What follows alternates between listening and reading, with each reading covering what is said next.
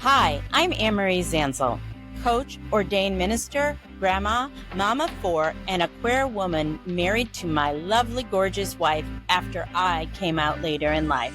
This is Coming Out and Beyond LGBTQIA plus stories, a podcast for everyone exploring identity, queerness, and what it means to live more truthfully, no matter our age or stage. We share stories of coming out, starting over, resiliency, how to navigate relationships, grief, joy, and building lives that actually fit us as human beings. No labels required, just curiosity, courage, and a little faith in this journey. Welcome. Let's dive in. Hey, it's Anne-Marie here. Okay, listen. Gonna give you some straight talk. Pun fully intended. If you've been Googling "Am I gay" more than you've been Googling holiday presents, I have something for you. It's called the 3-Day Clarity Experience, and no, I won't make you climb a mountain or journal yourself into oblivion. For 3 days, we gently untangle the "is this real" thoughts, the "why now" spirals, and "oh no, my life makes sense now" moment. You'll laugh, you might cry, and you'll definitely stop feeling like you're the only one whose gaydar pointed inward at midlife. If you're craving clarity with compassion and a sprinkle of queer humor, come join me. It's time to finally get some answers and to maybe have a little fun. The link is in the show notes or at annemariezanzal.com workshops.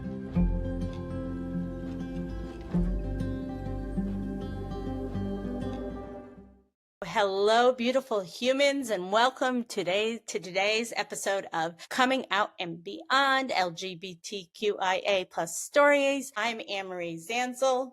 Hey folks, I'm Barbara Rowlandson. So glad you're here. And today we're talking about something that can feel thrilling, messy, vulnerable, confusing, exhilarating, and sometimes all at the same time. How to explore your sexuality. Maybe you're coming out later in life. Maybe you've always known there was something more but couldn't name it. Or maybe you're simply curious about what feels true for you now. Wherever you are on the path, you are not alone. Let's breathe together and dive in. So, Barbara Rowlandson, how are you doing today? Well, I'm super duper. Had a great weekend. How about yourself? I had a very good weekend too. I had had a half a vacation last week, so back at work this week. So it's nice. We were busy last week. You had a great weekend, right? Yeah, I spoke at a conference, did some farm work, getting the flowers ready for putting out in the beds in springtime. So yeah, that stuff feeds my soul. You know, sometimes you gotta put your fingers in the dirt. And wiggle around. Just wiggle around. For you, it's going in the water, right? It's like, yes, absolutely. You're water, I'm dirt. Together we're mud. I don't know. You're water. I'm water, you're earth. So this podcast episode came about because I got a question the other day. So Barbara and I get messaged a lot on Facebook and Instagram and TikTok. And a lot of times people just want to talk or they have a couple questions or something like that. And if you follow us on any of those social media channels, please reach out if you have a question or you're curious about something or you want to hear about more what we offer, please reach out. But what happened is this woman had messaged me, very new, thought she was bi her whole life, now is considering her sexuality. She's considering her sexuality now, maybe being a lesbian. I was talking with her about exploring her sexuality, and she said to me, "What does that even mean?" Okay, and you thought podcast idea. Yeah, well, I did, because I'm like, you and I assume, I think sometimes when you're somebody who does something all the time, sometimes you forget the basics. You and I live and breathe this stuff. We talk about it almost every single day of our lives. And so sometimes like saying to somebody, well, you should go and explore your sexuality. Like, what does that mean? How do I do that? Do I run out and start sleeping with a bunch of people, or how does this even work? Well, yes, sometimes people think that. And yes, you can do it that way. But there's also a lot of the reasons why exploring your sexuality really matters. And and we really want to talk about ways you can begin to explore your sexuality. So this podcast episode, I would say, is for the person that is just starting out on their journey. They may be questioning a little bit, but really not sure where the next step is. Mm-hmm. Okay.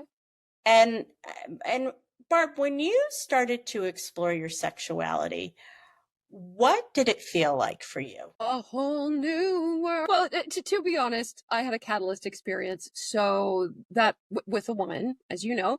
So I like to joke that she sort of put two hands on my back and shoved me into the realm of lesbians, and I've never left. But there was a time after that relationship was over where I did have to sort of make a decision. Okay, like, how do I want to move forward?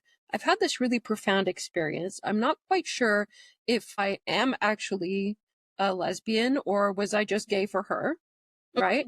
So I like to joke that, I know you've heard me make this joke a million times, that I did the Coke and Pepsi test after that relationship when I was starting to date again, and I dated men and I dated women, and it didn't take me long.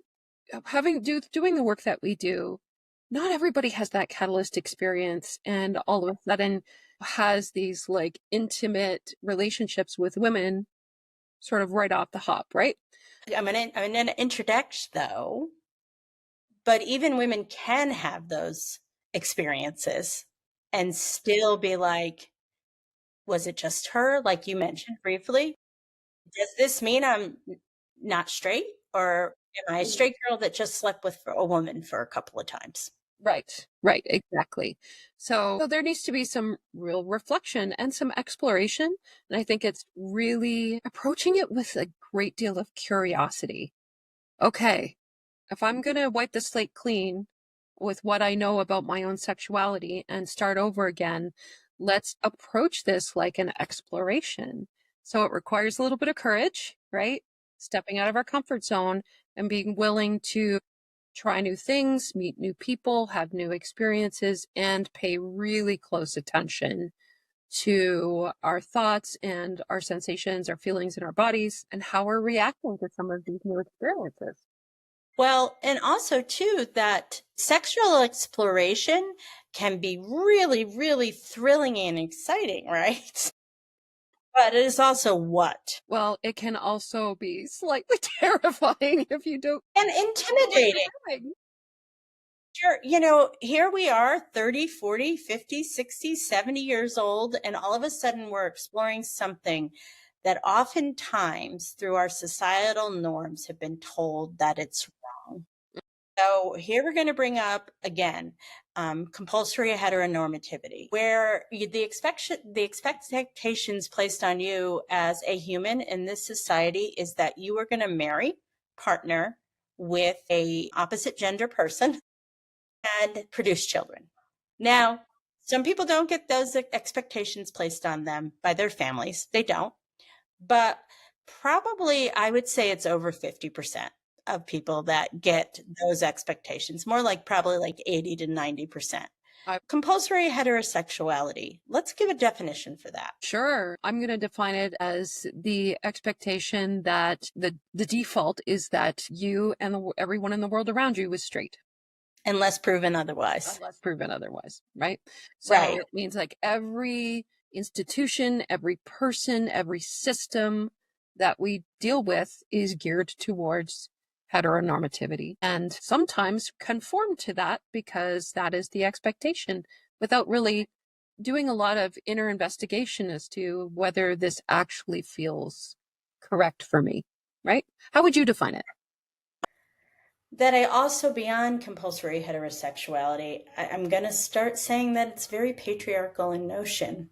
That, I want to add that also women, this is not really about compulsory heterosexuality, but also about patriarchal notions that women are expected to take care of everybody and are expected to put themselves last, especially in cultures or religious institutions where that is what everybody is taught. So to even think that you could put your own needs before the man in your life and the children in your life is actually quite radical for a lot of people. It was even radical for me, even though I considered myself quite progressive and liberal, like because I Mhm. had been so indoctrinated. And indoctrination didn't just happen in church. I mean, you see it all the time. Like I can see it all the time in TV shows now, Mhm.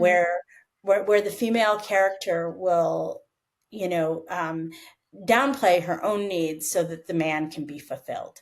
Mhm. And also, too, a lot of times, like I watch TV shows, and women are the punchline, or Mhm. they're like literally the side piece. They don't really have. There's not much character development with them. Mhm. And Mhm. sometimes the women they say things in TV shows that they would never say in real life. And so I find that, beyond compulsory heterosexuality, I do think that another thing that really affects us is patriarchal notions of how a woman should live their life. And then oftentimes, too, we have our own internalized expectations about how we should show up in the world, what Mhm. we should do. And I think that happens to a lot of people because getting married in your 20s is way too young. Oh my gosh. There should be a law.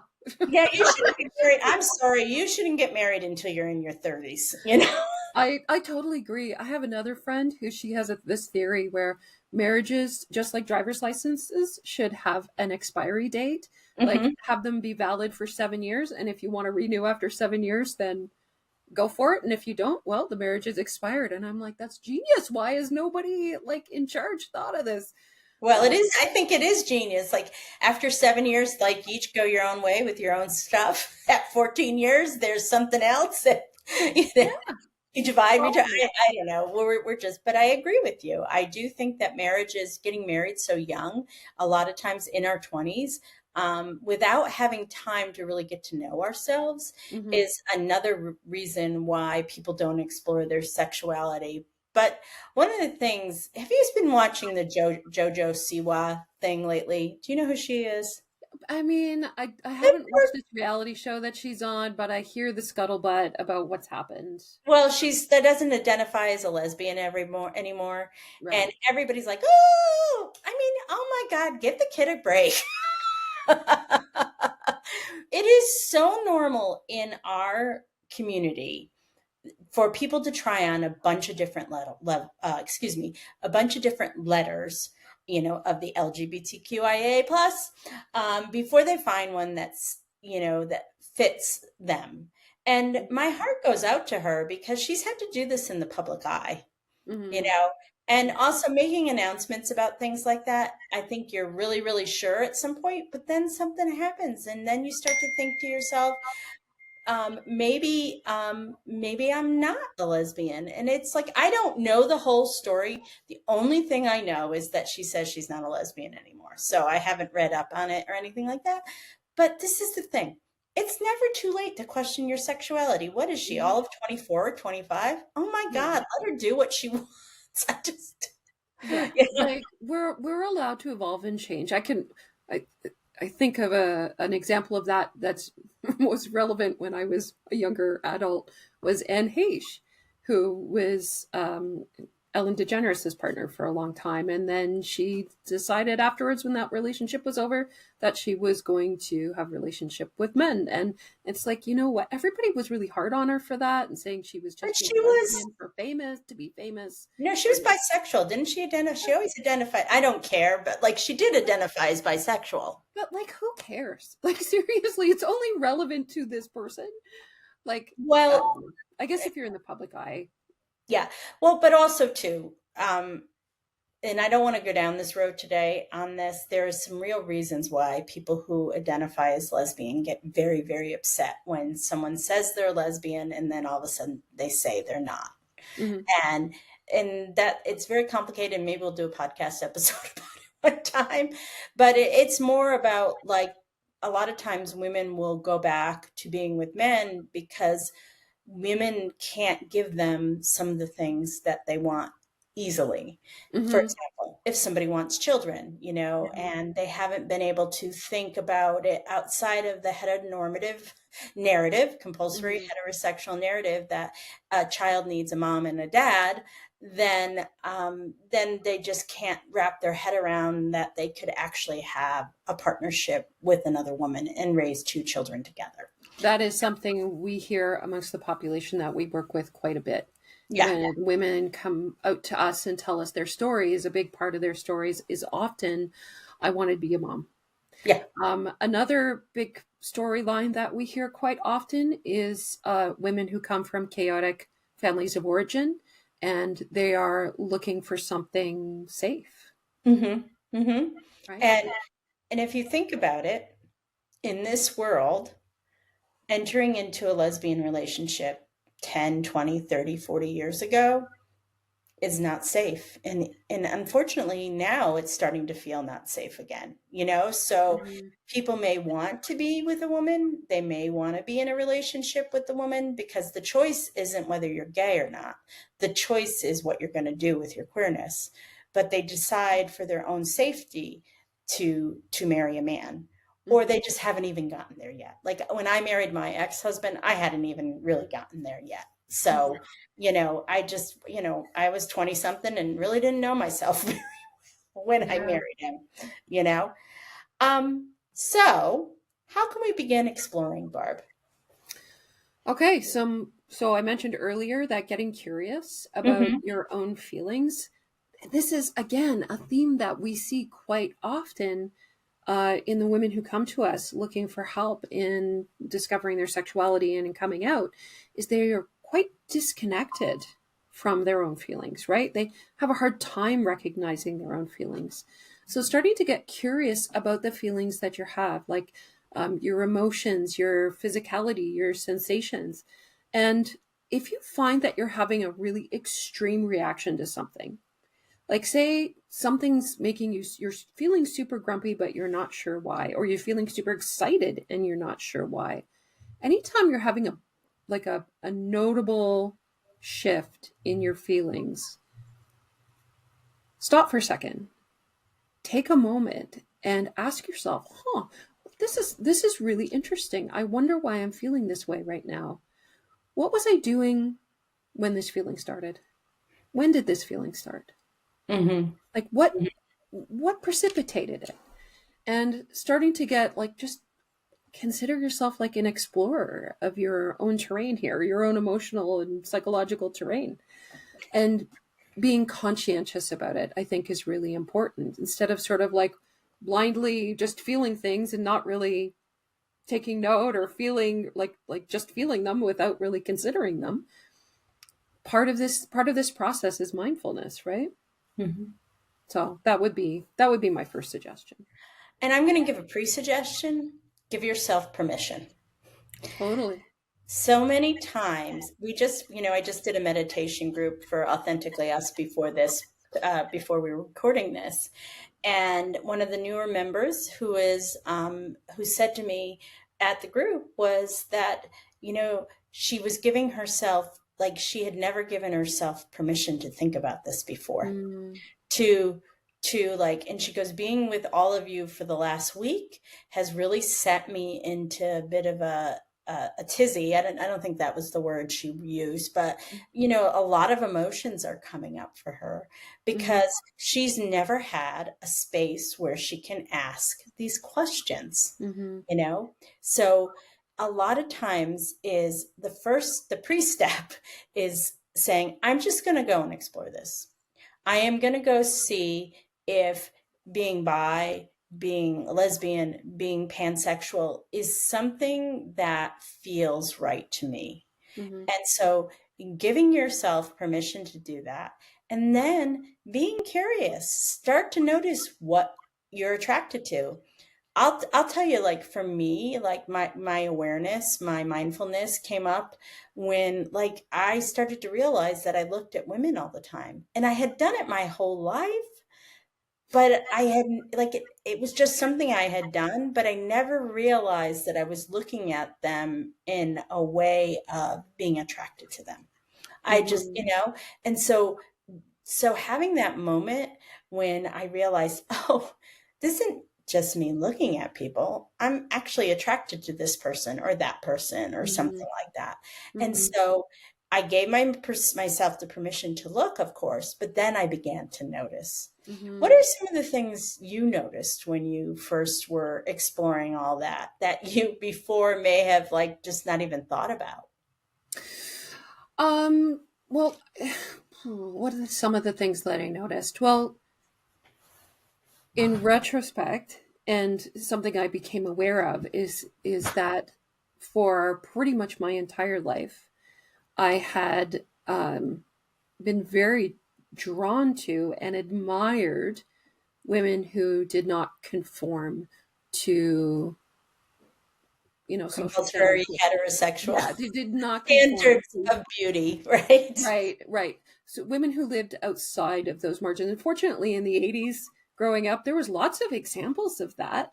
Like, why was I so obsessed with Annie Lennox and her like shaved head and her men's suits? Like women like that really fascinated me, and I wanted to be a woman like that, and I admired women like that, and that was kind of like this sense of like fascination with these women. Hmm. Katie Lang, there was another one before she came out. Hmm. I can remember being like, "Wow, she's so different. She's so I really love how she goes against the grain." Now I recognize that like Mask of Center or androgyny is like super attractive to me. So it's like I just wasn't connecting the dots Yeah, that's how between. I feel about it too. Like I'm attracted to masculine of center people too, and it just I, you can hear my like I'm going to keep this. I'm going to keep this in the podcast because I just didn't have the language for it. Mm-hmm, I didn't understand that this was an attraction, even though I was very aware of queer people and, I was the biggest ally ever, but I just didn't I didn't connect the dots. And I mm-hmm, find that really, really interesting about this journey because a lot of times people um, get curious and then they start connecting the dots. mm-hmm. We talk about, like, for example, memories that we put it in one pile and it should have been actually in another pile, stuff like that. Oh yeah. You need to educate yourself. A Mm-hmm, lot of our clients actually read young adult queer literature. They find it really entertaining, and actually think it's sort of a good idea because they are baby gays. mm-hmm. You're a baby gay no matter what age you are. You can be a baby gay at 15 and you can be a baby gay at 75. Yep. And so they really enjoy reading the young adult stuff, movies, books, listening to podcasts. There's a lot of podcasts out there that explore this topic.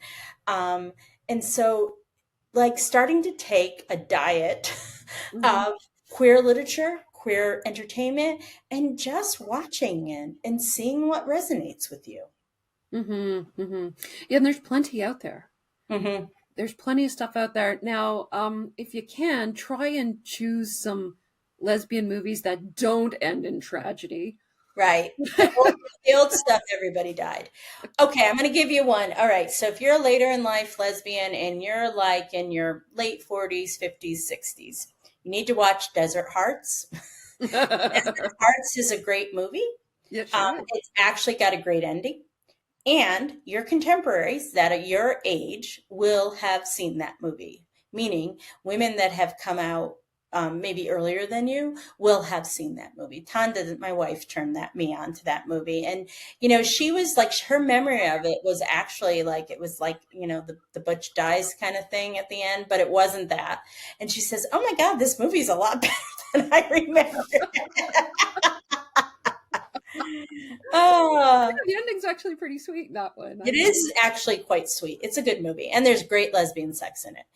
If you haven't had lesbian sex and you're curious about that, Desert Hearts actually has very realistic lesbian sex scenes. Totally. And it's Boy, back in the day, that was a scandalo. That was a very Yeah, scandalous absolutely. film. Yeah. Mhm.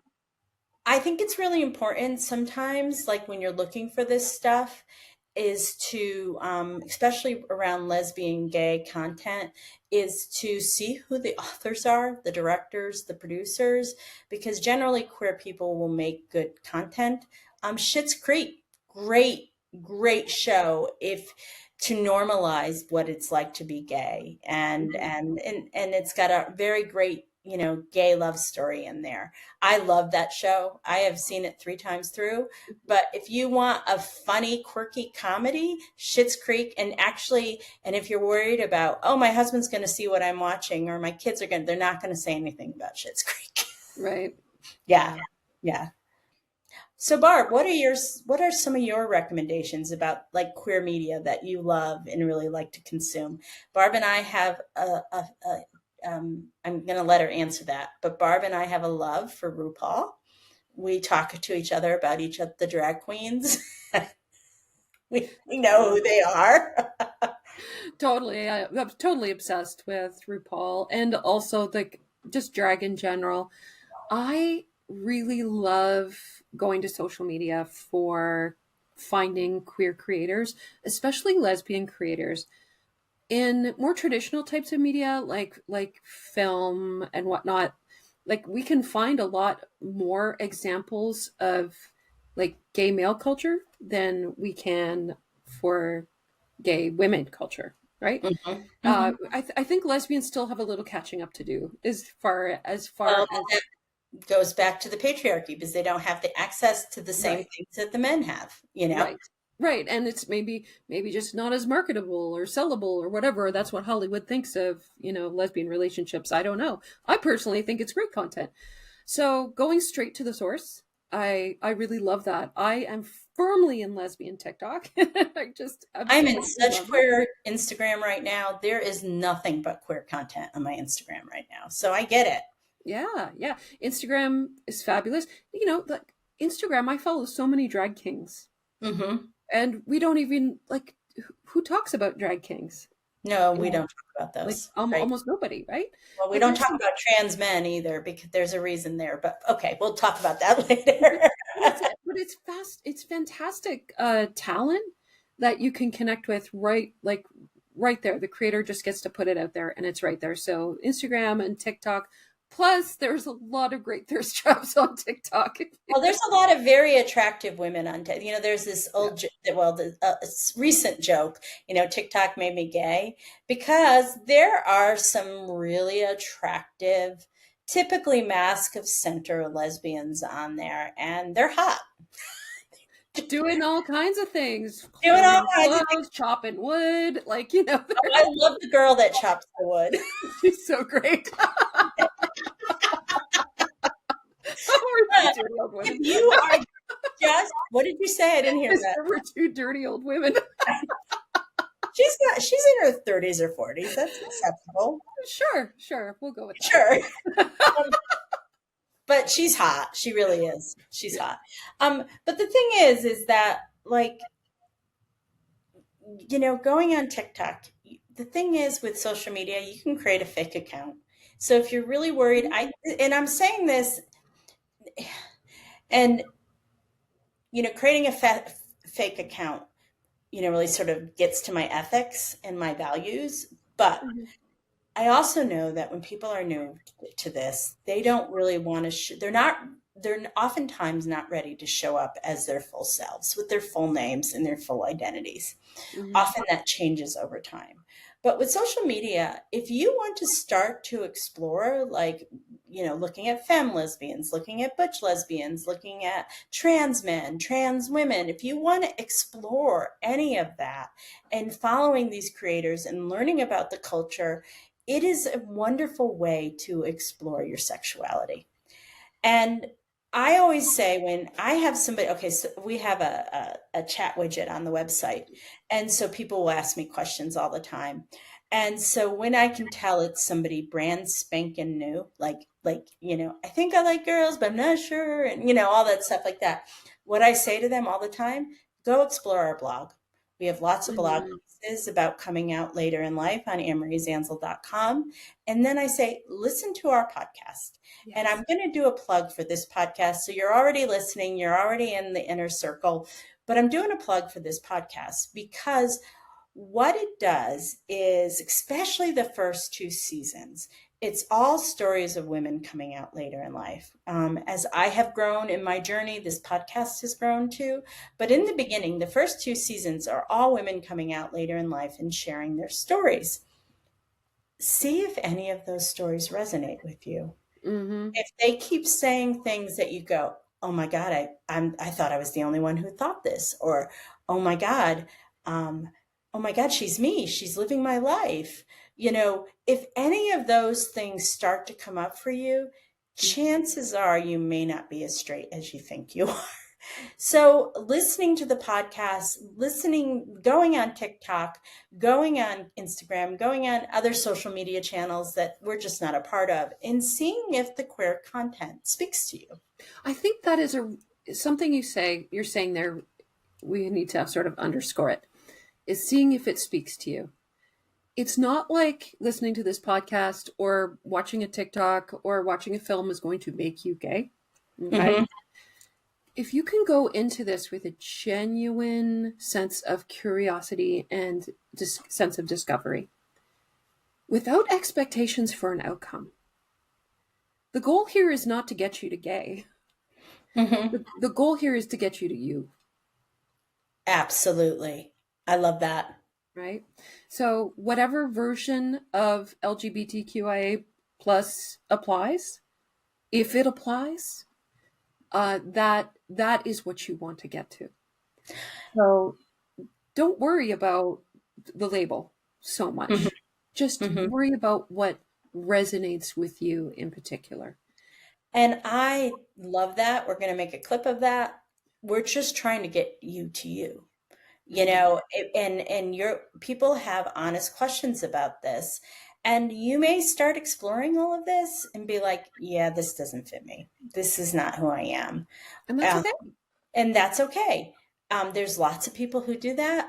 And the decision again is, how are you going to live this life? And maybe you had a brief interaction with a woman, maybe you slept with somebody a couple of times, maybe you had feelings for a friend, but then as you go to explore this, you're like, yeah, I think that was a one-time thing. I don't think that's anything else for me.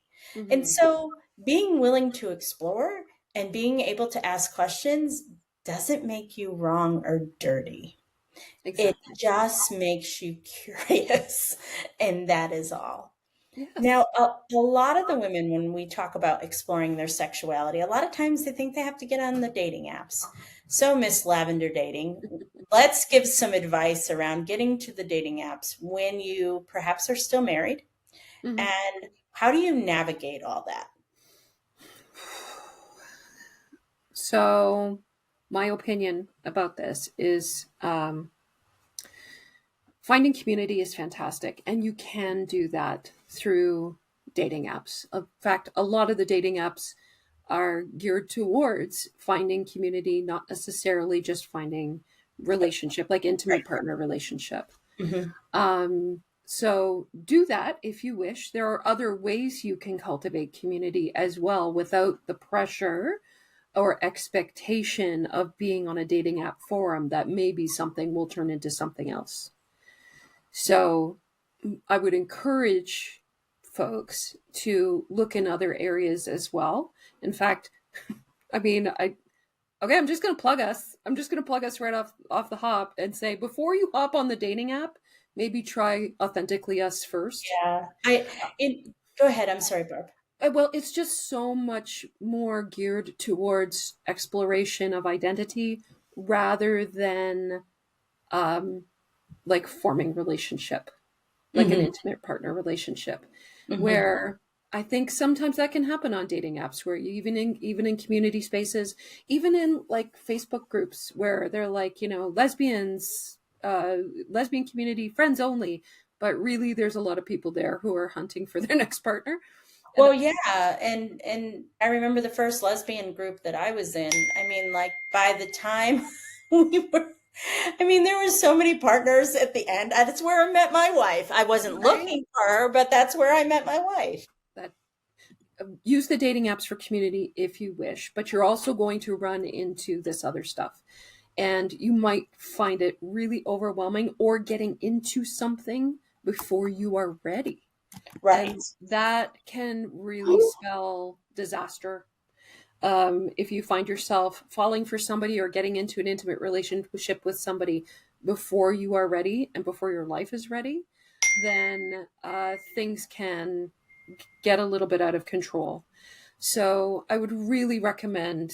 I mean, I know it's our own space, but this is what it's for, and you're Right. going to meet other women who are on the same journey of self exploration Hmm. without the pressure of uh, that kind of connection, right? Right.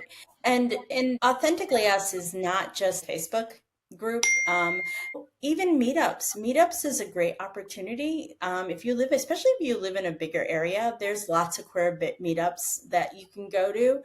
We have some of our clients that are really involved in the meetups in their area, and that's where they find in-person community, which I think is really, really important. Totally, totally.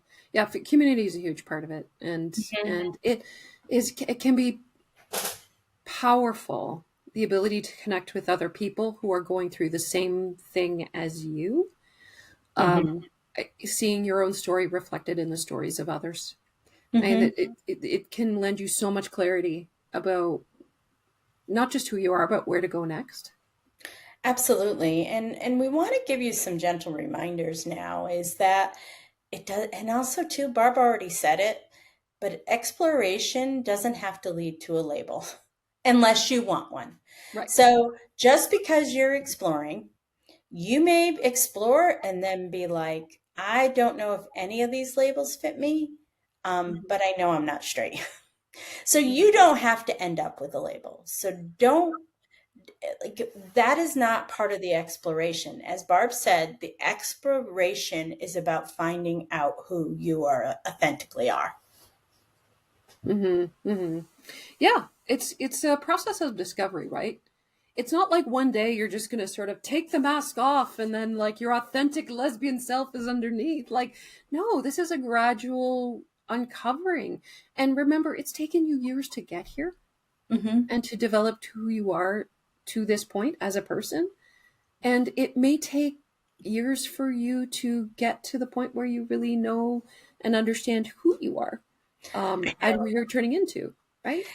Well, so many times some of our newer clients think this is all going to be over in 6 months. Oh gosh. Now, I No. mean, it isn't. And I, I'm sort of like, people, Barb knows me well. I'm a straight shooter, really. Actually, I'm a gaily forward shooter. That's much better. But I am somebody that will talk plainly about things. Hmm. And sometimes I don't sugarcoat things. Sometimes I should be a little bit gentler. But one of the things is this is a process that takes years. Hmm. It may take you like a year and a half to, say you decide to get divorced. It may take you a year and a half, 2 years to have all that happen. But then afterwards, there's still so much more work to be done. Hmm. And a lot of times, when our attention is on the end of our last life, we don't have much energy or much desire really to explore all of these things.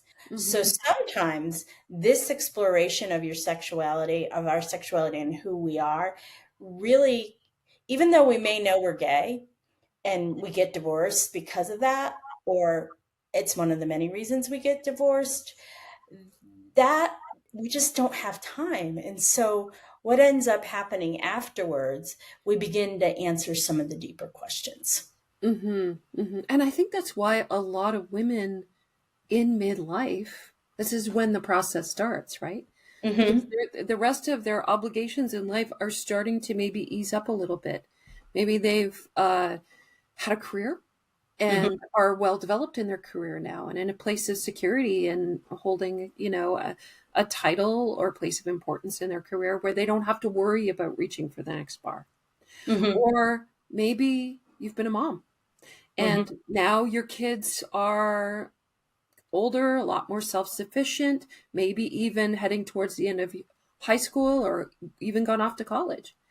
And so now this has created some space within your life where you're not so like driven by the daily demands of other people, that things have started to open up for yourself. And once your mind gets that little bit of space to play, guess what? It's going to try and solve that problem. If something's not right within yourself and something's not aligned between like what you authentically need as a person and the rest of your life, as soon as your brain has that little bit of space to play, it's going to play. It's Oh, going to absolutely. grasp That's you, what happened to me. Yeah. right? Well, and also too, I want, it's so interesting how people think that we shouldn't change.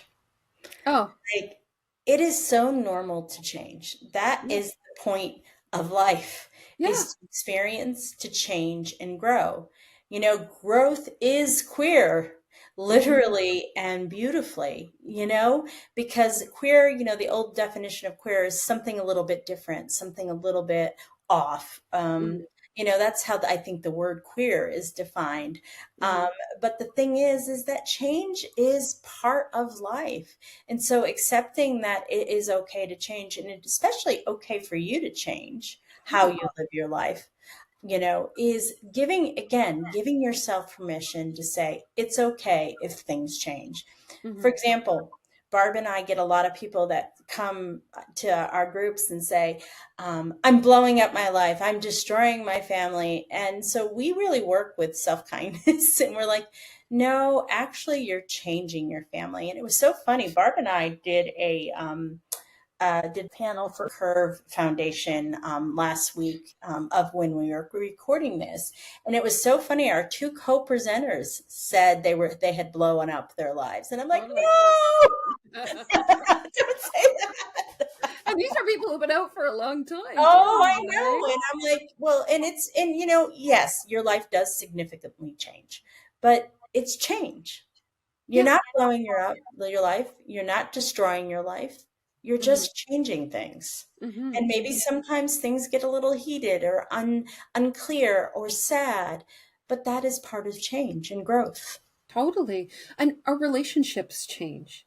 Mm-hmm. Listen, our relationships to our children change as they grow and become different people. Our relationships to our spouse changes. Mm-hmm. And one of the ways I described to my youngest, I remember back when I was first doing in the process of separation, is I tried to explain to her, I'm like, look, the decision that I made at 23 doesn't apply to me today.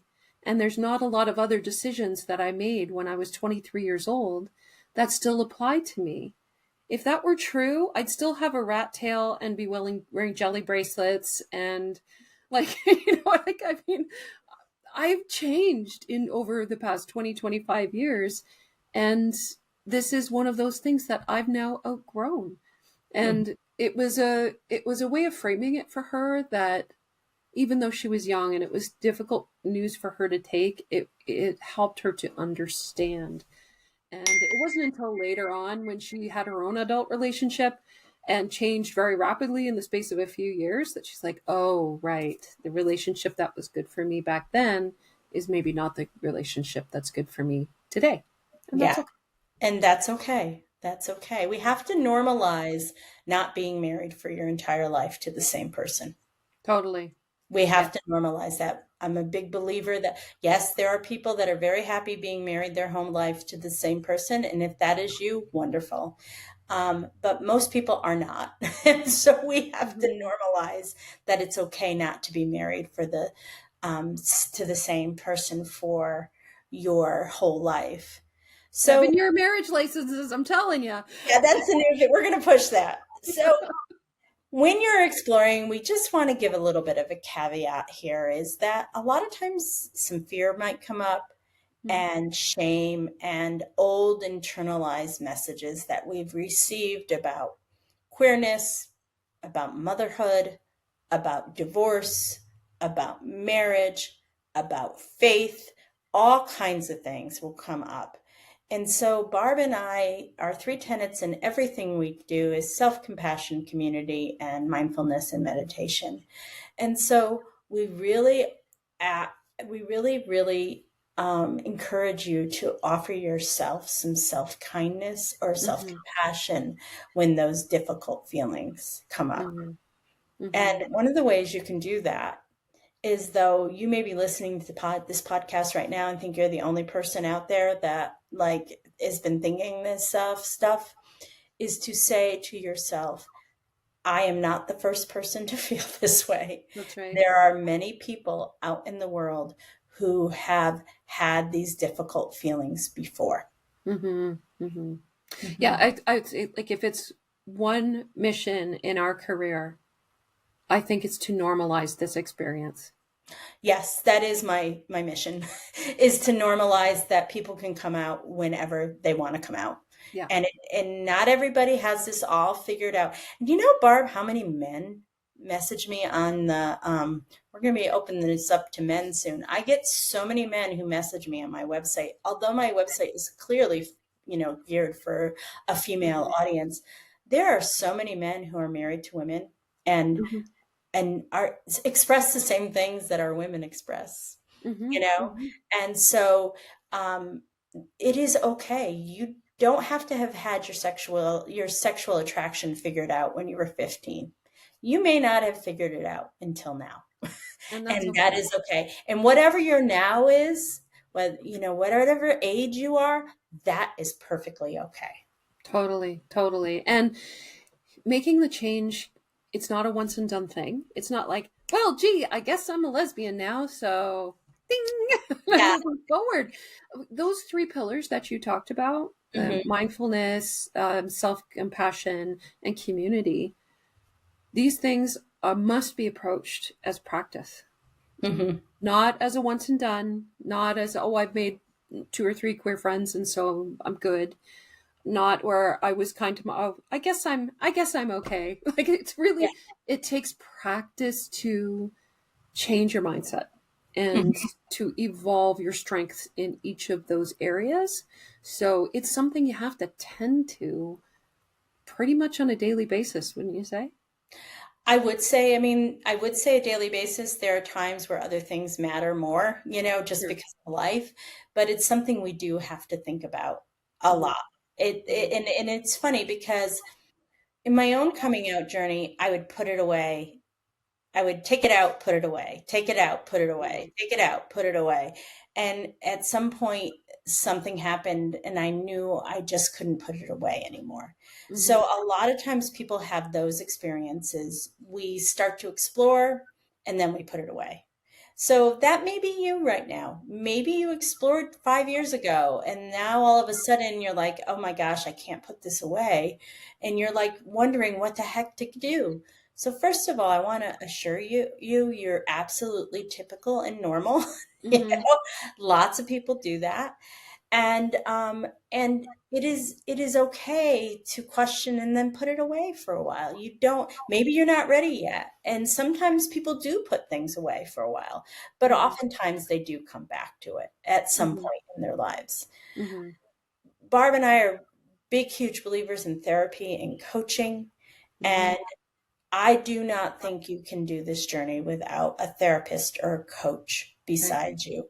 Whether you see the therapist or coach every week or just every couple of weeks, but we really believe this. I offer coaching. Barb offers coaching. She will soon be a licensed therapist, so she'll be able to do therapeutic work in the next year or two. We really, really believe the importance of having someone to talk to, someone who understands this journey, because we have found in our own exploration that oftentimes even people who are gay or lesbian sometimes don't understand the later in life journey.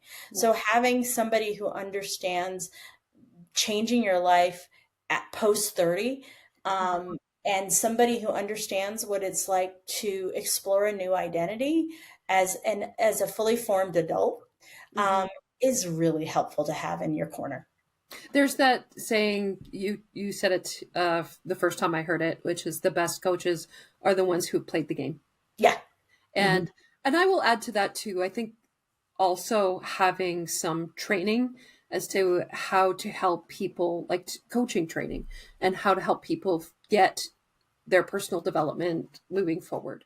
Well, and I just want to say that the coaching training out there, some is good, Hmm. some is not. Yeah. Both Barb and I have master's degrees. Barb's soon to have a master's degree, but both of us have master's degrees in counseling. I've got my MDiv, and I also did 6 units of what's called clinical pastoral education. That's how I became a chaplain. I've had a lot of experience before I ever did this. Had a Hmm. lot of experience helping people process really hard things. For Hmm. example, I was a hospice chaplain for 7 years. I helped people process their death. Um, and Barb is getting to the point where she'll be able to do therapeutic work with people as well. And so having people that have played that, I have found that some of the coaching programs out there, make sure it's a really good one. You know, when I Hmm. see like get your coaching certificate for LGBTQ people for $49, I'm like, no, no, No, no, no, no, no, no, no! no. Don't go there for people. Yeah, no, don't go to that person because Mhm. even if they are the kindest, sweetest, nicest person in the world, there are things they don't know about. I agree. I agree. Yeah, I Yeah. think it's like, I think it's a mix of both of those factors. You know, Hmm. having somebody. I know when I went looked for a therapist, I looked for a lesbian, right? Hmm. Because I wanted somebody who understood certain contexts and not to have to explain things. So similarly, when people come to find us, I think knowing that we both had a later in life transformation experience is really encouraging, and it makes them feel a lot safer because they know that we know how challenging this experience is, Hmm. and also an example of what life is like on the other side. Like, Hmm. your life doesn't end when your marriage ends. Your life doesn't end when you're coming out. You're not blowing up your life, right? Like, Hmm. it's we're just changing it. Right. So, what are some small steps we can encourage people to do this week, Barb, as they begin to explore their sexuality? So, I'm going to encourage folks who are trying to become more aware of their feelings, more aware of their thoughts, their cognitions.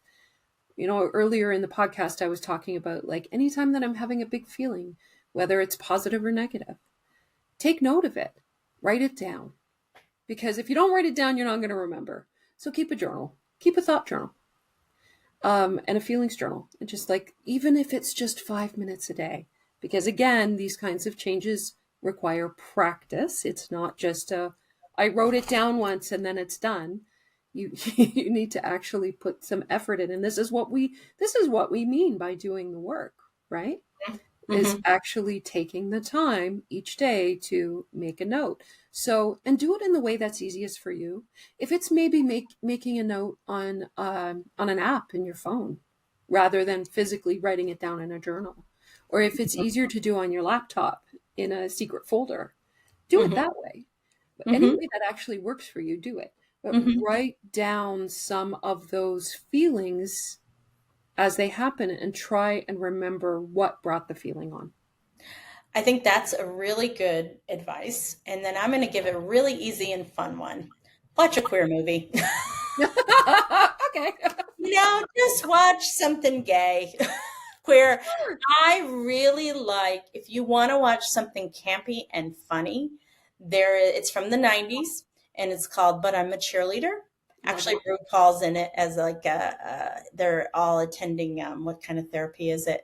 Like Conversion therapy. conversion. It's not conversion. It's not therapy. It's conversion abuse. But they're attending a camp to convert them to be straight. And RuPaul plays one of the camp counselors in it as a man. He plays it as a man. He doesn't play it as a drag queen.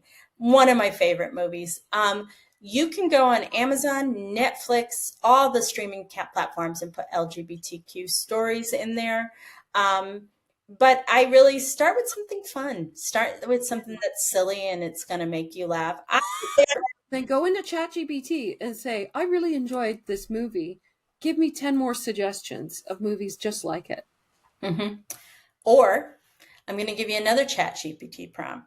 Say, I am exploring my sexuality as somebody in the LGBTQ movies. What LGBTQ community?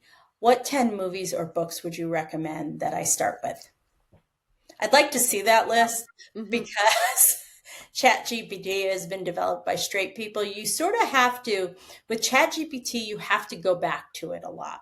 So like you have to train your ChatGPT. So mine, for example, now has my own voice and also knows that I work with queer people. So it's always giving me all kinds of sometimes stereotypical queer suggestions and stuff like that. But ChatGPT is a great place to start. Well, I think I've told you this a long time ago, but when I put a prompt into ChatGPT a while back and said, give me a list of website suggestions for coming out later in life, yours was number one. Yay! We've worked very hard to make that website number one. We really have. So we just really want to remind you, your queerness, however it ends up showing up, is really worthy, sacred, and real. And I'm going to say this, exploring it really is an act of radical self-love. Becoming who you are is your purpose.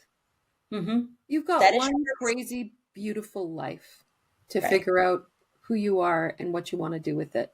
It's your decision alone. That's your purpose for being here. Right. Your life's purpose is to figure out who you are and what makes you happy.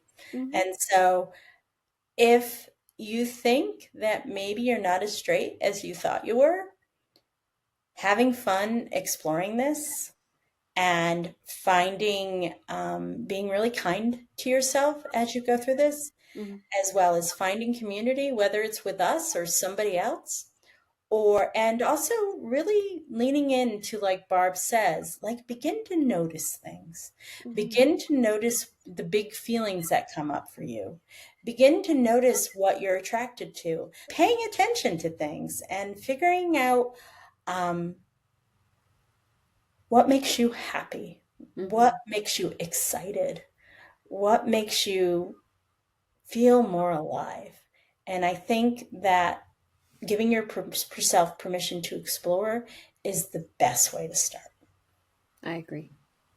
Well, thank you, Barbara Rowlandson. It was nice to talk to you today. Always a pleasure, Anne-Marie Zanzal. You've been listening to Coming Out and Beyond, LGBTQIA plus stories with Anne-Marie Zanzal. New episodes of the Coming Out and Beyond podcast drop every other Friday. You can tune in at Apple Podcasts, Spotify, Google Podcasts, and at annemariezanzal.com. Be sure to hit subscribe when tuning in so you never miss an episode. And for more resources, articles, videos, and a free downloadable guide for coming out later in life, visit annemariezanzal.com.